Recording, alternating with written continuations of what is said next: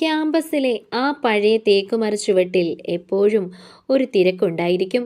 അവിടെയാണ് union room. Union റൂമിലെ ചുവന്ന കൊടികൾക്കും പോസ്റ്ററുകൾക്കുമിടയിൽ പരുക്കൻ വേഷവിധാനവുമായി കടുപ്പത്തിൽ സംസാരിക്കുന്ന സിദ്ധാർത്ഥിനെ കാണുമ്പോൾ പെൺകുട്ടികളുടെ നെഞ്ചിലൊരു മിന്നലാട്ടമുണ്ടാകും. പക്ഷേ സിദ്ധാർത്ഥിന്റെ കണ്ണുകൾക്ക് എപ്പോഴും ഗൗരവമായിരുന്നു. അവന്റെ ലോകം പ്രണയത്തേക്കാൾ ഉപരി വിപ്ലവത്തിൻ്റെതായിരുന്നു. ആ ഗൗരവക്കാരൻ്റെ മുഖത്ത് ഒരൊറ്റ നോട്ടത്തിൽ തന്നെ പ്രണയം വിരിയുന്ന ഒരു പെൺകുട്ടിയും ആ ക്യാമ്പസിലുണ്ടായിരുന്നു. പേര് മാളവിക. എഞ്ചിനീയറിംഗ് അവസാന വർഷ വിദ്യാർത്ഥിനി. സൗമ്യമായ പെരുമാറ്റം, സംസാരം കുറവ്, എപ്പോഴും പുസ്തകങ്ങളിൽ മുഖം പൂഴ്ത്തിയിരിക്കുന്നവൾ. അവൾക്ക് സിദ്ധാർത്ഥ് വെറുമൊരു വിദ്യാർത്ഥി നേതാവായിരുന്നില്ല. അവളുടെ വായനകളിലെ കഥാപാത്രങ്ങളെ പോലെ കരുത്തനായ ഒരാളായിരുന്നു. പക്ഷെ അവളോട് സംസാരിക്കുവാനുള്ള ധൈര്യം അവൾക്കില്ലായിരുന്നു. മാളവികയുടെ ഈ ഒളിഞ്ഞിരിക്കുന്ന പ്രണയം അറിയാവുന്നത് അവളുടെ ഒരേ ഒരു ആത്മസുഹൃത്തായ കാവ്യയ്ക്ക് മാത്രമായിരുന്നു. കാവ്യ നേർവിപരീതമായിരുന്നു. നാവിനറ്റം വരെ വാക്കുകൾ എത്തുന്നവൾ, കാര്യങ്ങൾ നേരിട്ട് നടത്തുന്നവൾ. എടി മാളു, നീ ഇങ്ങനെ നോക്കി നിന്നാൽ അവൻ വേറെ ആളെ കെട്ടിപ്പോകും. നിന്റെ ഉള്ളിലെ ഈ തീവ്രമായ പ്രണയം അവനോടൊന്ന് തുറന്നു പറഞ്ഞൂടെ? കാവ്യ പലതവണ ചോദിച്ചിട്ടുണ്ട്. മാളവിക എപ്പോഴും ചിരിക്കും. ആ ചിരിയിൽ ഒളിഞ്ഞിരിക്കുന്ന സങ്കടം കാവ്യയ്ക്ക് മനസ്സിലാകുമായിരുന്നു. അവൾക്ക് വാക്കുകളേക്കാൾ ഇഷ്ടം എഴുത്തുകളായിരുന്നു. അവൾക്ക് പറയാനുള്ളതെല്ലാം അവൾ ചെറിയ ഡയറി താളുകളിൽ കുറിച്ചിട്ടു. സിദ്ധാർത്ഥനെക്കുറിച്ചുള്ള കവിതകൾ, അവനെക്കുറിച്ചുള്ള സ്വപ്നങ്ങൾ. ഒരു ദിവസം കോളേജ് കലോത്സവത്തിൻ്റെ തിരക്കിനിടയിൽ മാളവിക ഒരു കത്തെഴുതി. അതവൾക്ക് അവനോട് പറയാൻ തോന്നിയ കാര്യങ്ങളുടെ ഒരു ചെറിയ കുറിപ്പായിരുന്നു. പക്ഷെ അത് അവൻ്റെ കയ്യിൽ കൊടുക്കാൻ അവൾക്ക് കഴിഞ്ഞിരുന്നില്ല. നിനക്ക് പേടിയാണെങ്കിൽ ഞാൻ കൊടുക്കാം. കാവ്യ ആ കത്ത് വാങ്ങി. കാവ്യ ആ കത്ത് സിദ്ധാർത്ഥിൻ്റെ കയ്യിൽ കൊടുത്തു. അന്ന് വൈകുന്നേരം സിദ്ധാർത്ഥിൻ്റെ മുഖത്ത് ഒരു വലിയ പുഞ്ചിരി കണ്ടു. അവൻ കാവ്യയെ കണ്ട് ദൂരെ നിന്ന് കൈവീശി. അത് കണ്ടപ്പോൾ മാളവികയുടെ ഉള്ളിൽ സന്തോഷത്തോടൊപ്പം ഒരു ചെറിയ കുശുമ്പ് കൂടി തോന്നി. അവൻ കാവ്യയോടാണ് സംസാരിക്കുന്നതെങ്കിലും ആ കത്തിലെ വരികൾ അവളുടേതായിരുന്നു എന്ന് ഓർത്ത് അവൾ സമാധാനിച്ചു. ദിവസങ്ങൾ കടന്നുപോയി. സിദ്ധാർത്ഥ് കാവ്യയോട് കൂടുതൽ സംസാരിക്കാൻ തുടങ്ങി. കാവ്യ കത്തുകൾ കൊണ്ടുപോകുന്നതിനിടയിൽ സിദ്ധാർത്ഥുമായി സൗഹൃദത്തിലായി. മാളവിക അവൾക്ക് അത് ദൂരെ നിന്ന് നോക്കി കാണാനേ സാധിച്ചിരുന്നുള്ളൂ. അവൾക്ക് ദേഷ്യവും വിഷമവും തോന്നി. തൻ്റെ പ്രണയം കാവ്യ കവർന്നെടുക്കുകയാണോ? പെട്ടെന്നാണ് മാളവികയുടെ ജീവിതത്തിലെ ആ വലിയ ദുരന്തം വന്നത്. അവളുടെ അമ്മ പെട്ടെന്ന് മരിച്ചു. ആ വാർത്ത കേട്ടപ്പോൾ മാളവിക തകർന്നുപോയി. തുടർന്ന് വീട്ടിൽ തന്നെ കഴിയേണ്ടി വന്നു. കോളേജിൽ പോകാൻ സാധിച്ചില്ല. നീ വിഷമിക്കാതെ, ഞാൻ കോളേജിലെ കാര്യങ്ങൾ നോക്കിക്കോളാം, കാവ്യ അവളെ ആശ്വസിപ്പിച്ചു. പക്ഷെ ആ സന്ദർഭം കാവ്യ മറ്റൊരവസരമായി തോന്നി. മാളവികയില്ലാത്ത ആ സമയത്ത് അവൾ സിദ്ധാർത്ഥിനോട് കൂടുതൽ അടുത്തു. ഒരാഴ്ചയ്ക്ക് ശേഷം കോളേജിൽ തിരിച്ചെത്തിയപ്പോൾ കണ്ട കാഴ്ച അവളെ ഞെട്ടിച്ചു കളഞ്ഞിരുന്നു. കാവ്യയും സിദ്ധാർത്ഥും ഒരുമിച്ച് ക്യാൻറ്റീനിൽ ഇരുന്ന് സംസാരിക്കുന്നു.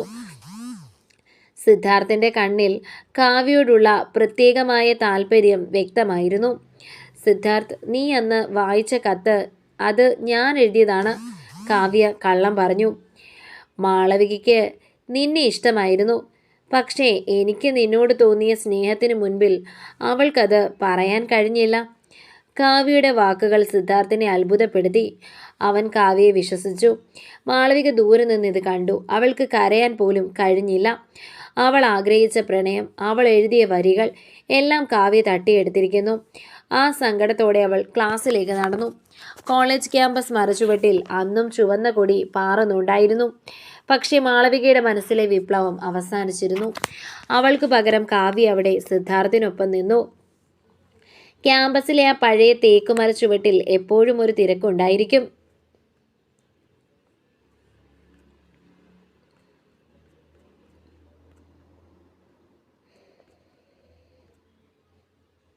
അമ്മയുടെ മരണശേഷം മാളവിക ക്യാമ്പസിലേക്ക് മടങ്ങിയെത്തിയത് ഒരു വലിയ ശൂന്യതയുമായാണ്. വീട് വിട്ടിറങ്ങുമ്പോൾ അവൾക്ക് ആകെ ഉണ്ടായിരുന്ന ആശ്വാസം സിദ്ധാർത്ഥിനെ കാണാമെന്ന പ്രതീക്ഷ മാത്രമായിരുന്നു. എന്നാൽ ക്യാമ്പസിലെത്തി അവൾ കണ്ടത് താൻ ഏറ്റവും കൂടുതൽ വിശ്വസിച്ച കാവ്യ തൻ്റെ പ്രണയം കവർന്നെടുക്കുന്നതാണ്.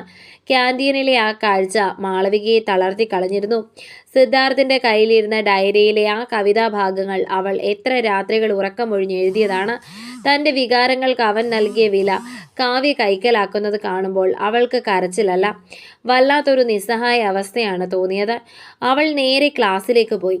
അവസാന ബെഞ്ചിൽ ജനലരികിലായി ഇരുന്ന് പുറത്തെ കാറ്റും നോക്കി അവൾ ഇരുന്നു. അധ്യാപകർ എന്തോ സംസാരിക്കുന്നുണ്ട്, പക്ഷെ ഒന്നും അവളുടെ മനസ്സിലേക്ക് കയറിയില്ല.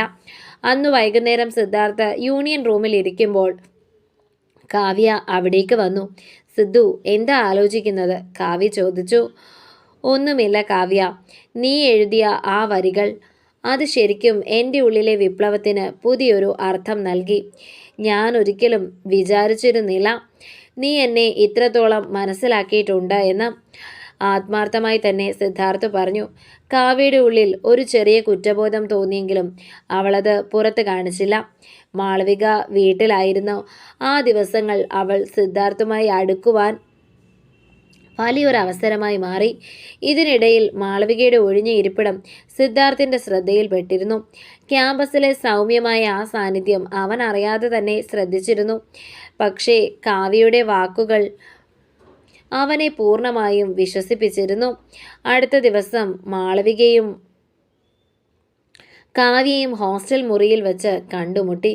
എടി മാളു, നീ എന്നോട് ദേഷ്യത്തിലാണോ? കാവ്യ ചോദിച്ചു. മാളവിക ഒന്നും മിണ്ടിയില്ല. അവൾ അവളുടെ ഡയറി കട്ടിലിനടിയിൽ തിരയുകയായിരുന്നു. നീ സിദ്ധുവിനോട് പറഞ്ഞത് നുണയല്ലേ കാവ്യ?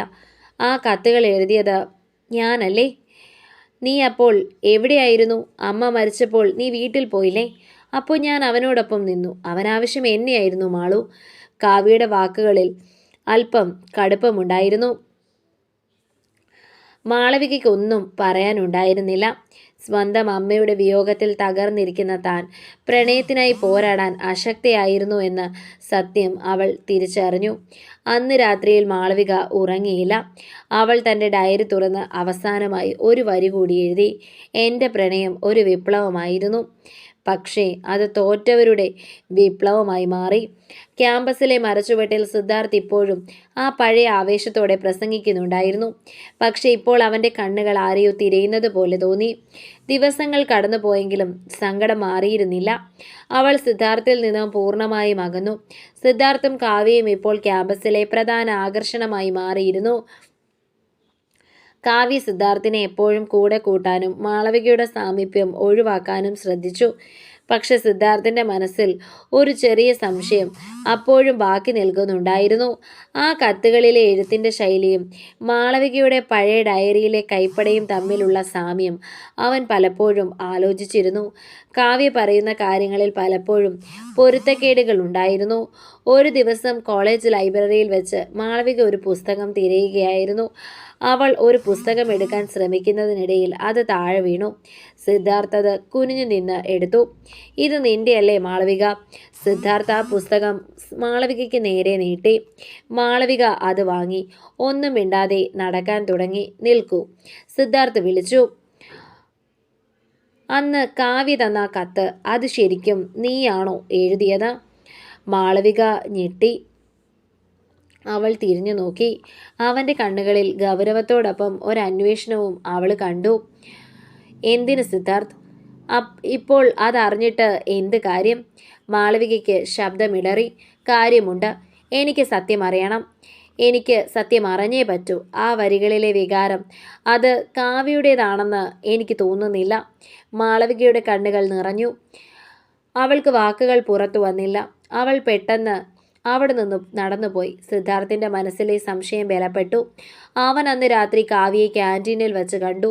കാവ്യ, നീ എന്നോട് അന്ന് പറഞ്ഞ കാര്യത്തിൽ ഉറപ്പുണ്ടോ? സിദ്ധാർത്ഥ് ഗൗരവത്തോടെ ചോദിച്ചു. എന്താ സിദ്ധു, നീ എന്തിനാ സംശയിക്കുന്നത്? ഞാൻ നിന്നെ പ്രണയിച്ചു, അത് തുറന്നു പറഞ്ഞു, അത്രയല്ലേ ഉള്ളൂ. കാവ്യ പരിഭ്രമത്തോടെ പറഞ്ഞു. ആ കത്തുകൾ അത് മാളവിക എഴുതിയതാണോ? കാവ്യയുടെ മുഖം വിളറി. നീ എന്തിനാ മാളവികയെക്കുറിച്ച് ചോദിക്കുന്നത്? ഇപ്പോൾ നീ എന്നെയാണോ പ്രണയിക്കുന്നത്? സിദ്ധാർത്ഥ് ഒന്നും പറഞ്ഞില്ല. അവൻ അവിടെ നിന്നും നടന്നുപോയി. അവൻ്റെ മനസ്സിൽ മാളവികയുടെ മുഖം തെളിഞ്ഞു വന്നു. അവൾ എഴുതിയ കത്തുകൾ അവൻ വീണ്ടും വീണ്ടും വായിച്ചു. അടുത്ത ദിവസം സിദ്ധാർത്ഥ് മാളവികയെ തിരഞ്ഞ് അവളുടെ ക്ലാസ്സിലെത്തി. മാളവിക, എനിക്ക് നിന്നോട് സംസാരിക്കണം. ഒഴിഞ്ഞു മാറാതെ വരാമോ? അവർ കോളേജ് കോമ്പൗണ്ടിലെ ആ പഴയ തേക്കുമര ചുവട്ടിലിരുന്നു. നീയാണോ ആ കത്തുകൾ എഴുതിയത്? സിദ്ധാർത്ഥ് നേരിട്ട് ചോദിച്ചു. മാളവിക തല കുനിച്ചു. അവൾക്ക് മറുപടി പറയാൻ ഭയമായിരുന്നു. എനിക്ക് സത്യം അറിയണം. മാളവിക പതിയെ തല ഉയർത്തി. അവളുടെ കണ്ണുകളിൽ കണ്ണുനീരുണ്ടായിരുന്നു. അതെ, അത് ഞാൻ എഴുതിയതാണ്. കാവ്യ എൻ്റെ സുഹൃത്താണ്. ഞാൻ അവളോട് പറഞ്ഞിരുന്നു. പക്ഷേ സിദ്ധാർത്ഥ് അത് കേട്ടപ്പോൾ ഒരു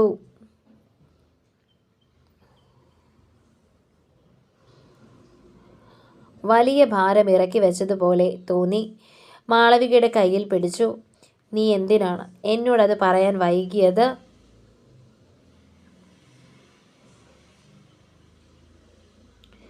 കാവ്യ, അവൻ്റെ വാക്കുകൾ പൂർത്തിയാക്കുന്നതിന് മുൻപേ കാവ്യ ദൂരെ നിന്നും അത് കണ്ടു. അവൾക്ക് ഒന്നും ചെയ്യാനില്ലായിരുന്നു. അവൾ തോറ്റുവെന്ന് അവൾക്ക് മനസ്സിലായി. സിദ്ധാർത്ഥിൻ്റെ പിടിയിലുള്ള മാളവികയുടെ കൈ വിറയ്ക്കുന്നുണ്ടായിരുന്നു. ഇത്രയും നാൾ ദൂരെ നിന്ന് മാത്രം കണ്ടിരുന്ന, പ്രണയിച്ചിരുന്ന ആൾ ഇപ്പോൾ തൊട്ടടുത്ത് തൻ്റെ കയ്യിൽ പിടിച്ചു നിൽക്കുന്നു.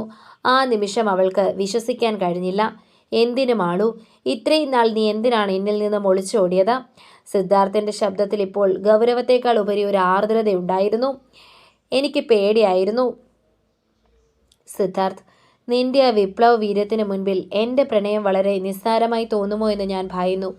പിന്നെ കാവ്യ. മാളവിക വാചകം പൂർത്തിയാക്കിയില്ല. സിദ്ധാർത്ഥ് ഒരു ദീർഘനിശ്വാസത്തോടെ മരച്ചുവെട്ടിലെ മണ്ണിലേക്ക് നോക്കി. കാവ്യ എൻ്റെ അടുത്ത് വന്നപ്പോൾ ആ വരികളിലെ ആത്മാർത്ഥത കണ്ട് ഞാനും വിശ്വസിച്ചു പോയി. പക്ഷേ ആ വരികളിലുണ്ടായിരുന്ന വികാരത്തിൻ്റെ തീവ്രത പലപ്പോഴും ഞാൻ കാവ്യയിൽ കണ്ടില്ല. അവർ ദൂരെ നിന്ന് തങ്ങളെ തന്നെ നോക്കുന്ന കാവ്യയെ കണ്ടു. കാവ്യയുടെ മുഖത്ത് സങ്കടത്തേക്കാൾ ഉപരി നാണക്കേടായിരുന്നു. അവൾ പെട്ടെന്ന് തിരിഞ്ഞു നടന്നു. ഞാൻ കാവ്യയോട് സംസാരിക്കാം സിദ്ധാർത്ഥ്. അവൾ എൻ്റെ സുഹൃത്താണ്, മാളവിക പറഞ്ഞു. അവൾ നിന്റെ സുഹൃത്തായിരുന്നിരിക്കാം മാളു. പക്ഷേ നിന്റെ പ്രണയത്തെ തട്ടിയെടുക്കാൻ ശ്രമിച്ചവൾക്ക് നീ ഇനിയും മാപ്പ് കൊടുക്കണോ എന്ന് നീ തന്നെ ആലോചിക്കണം, സിദ്ധാർത്ഥ് ഗൗരവത്തിൽ പറഞ്ഞു. അന്ന് മുതൽ ക്യാമ്പസിൽ വലിയൊരു മാറ്റം സംഭവിച്ചു.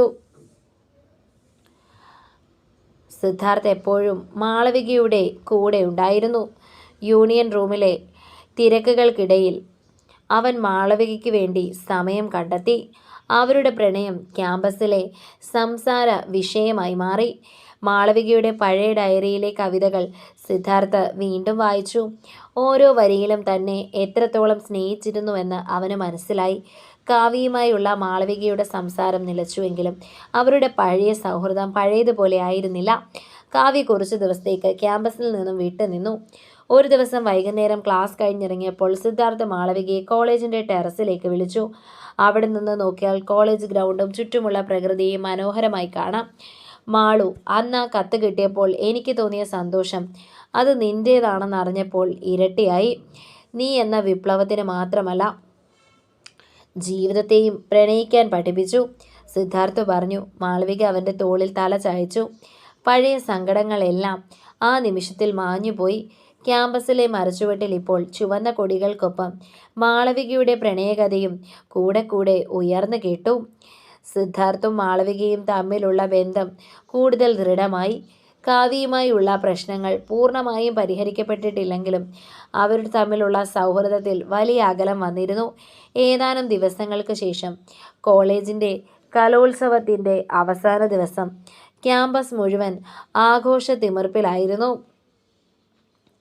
സ്റ്റേജിൽ സിദ്ധാർത്ഥ് തൻ്റെ പ്രസംഗം നിർത്തിയപ്പോൾ മാളവിക അവനെ കാത്തു നിൽക്കുന്നുണ്ടായിരുന്നു.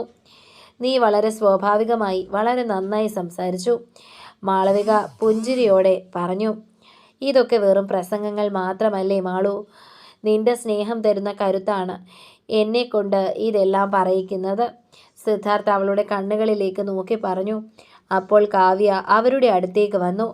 അവളുടെ മുഖത്ത് പഴയ നാണക്കേടിന് പകരം തിരിച്ചറിവിൻ്റെ ഭാവമായിരുന്നു. മാളു, എനിക്ക് നിന്നോട് മാപ്പ് ചോദിക്കണം, കാവ്യ വിതുമ്പിക്കൊണ്ട് പറഞ്ഞു. ഞാൻ ചെയ്തത് വലിയ തെറ്റായിരുന്നു. നിന്റെ പ്രണയത്തിൻ്റെ വില അറിഞ്ഞിട്ടും ഞാനത് കവർന്നെടുക്കാൻ ശ്രമിച്ചു. എന്നോട് പൊറുക്കണം. മാളവികയ്ക്ക് കാവ്യയോട് ദേഷ്യം തോന്നിയില്ല. പകരം അമ്മയുടെ മരണശേഷം താൻ അനുഭവിച്ച ഏകാന്തതയിൽ കാവ്യ തന്നോടൊപ്പം നിന്ന നിമിഷങ്ങൾ അവൾ ഓർത്തു. മാളവിക കാവ്യയെ കെട്ടിപ്പിടിച്ചു. സാരമില്ല കാവ്യ, എല്ലാം കഴിഞ്ഞു പോയില്ലേ, മാളവിക പറഞ്ഞു. സിദ്ധാർത്ഥ് അത് കണ്ട് പുഞ്ചിരിച്ചു. ഇപ്പോൾ നമ്മുടെ ജീവിതത്തിൽ ശരിയായ വിപ്ലവം ഉണ്ടായിരിക്കുന്നു. അത് പ്രണയത്തിൻ്റെ വിപ്ലവമാണ്. അന്ന് വൈകുന്നേരം ഇരുവരും കോളേജ് ഗ്രൗണ്ടിലെ തേക്ക് മരച്ചുവട്ടിലിരുന്ന് സംസാരിച്ചു. മാളവികയുടെ ഡയറിയിലെ കവിതകൾ സിദ്ധാർത്ഥ് വീണ്ടും വായിച്ചു കേൾപ്പിച്ചു. അവരുടെ പ്രണയം ആ ക്യാമ്പസിലെ മനോഹരമായ വിപ്ലവമായി കാവ്യമായി മാറി. വിപ്ലവത്തിൻ്റെ ചുവപ്പിനൊപ്പം പ്രണയത്തിൻ്റെ മഞ്ഞ നിറവും ആ ക്യാമ്പസിൽ പടർന്നു. സിദ്ധാർത്ഥിന് തൻ്റെ രാഷ്ട്രീയവും മാളവികയ്ക്ക് തൻ്റെ പ്രണയവും ഒന്നായി തീർന്നു. അവസാനിച്ചു.